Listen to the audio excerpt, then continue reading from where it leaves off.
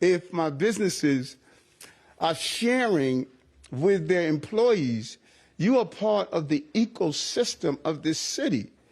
My low-skilled workers, my cooks, my dishwashers, my messengers, my shoe shine people, those who work in Dunkin' Donuts, they don't have the academic skills to sit in a corner office.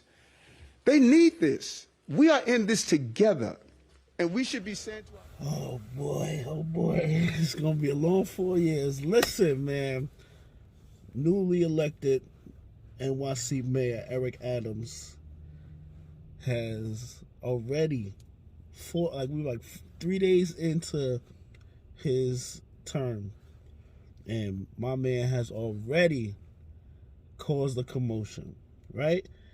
As you saw in the video, he referred to the low-skilled workers, the cooks, the shoe shiners, the Dunkin' Donuts employees. And people are going crazy right now. People are so insulted. How dare he? How dare he? But listen, the time for politically correctness with our leaders, that died with Trump, man. It died with Trump. So we get a lot of people who are just plain speaking folks. Like, he's a former police officer. He's from the city, similarly to Trump, right? New Yorker. And that's a trait that a lot of common New Yorkers have. Straight talk. So for those who are particularly sensitive to certain things like this, I understand. Oh, he insulted the people. I get it. But this is what they think about you. If you think you're going to provide for your family just working at Dunkin' Donuts or shining shoes or being the cook at the corner store, because he's not talking about the cook at Roof Chris. He talk about homie in the deli, you know, he stuff like that.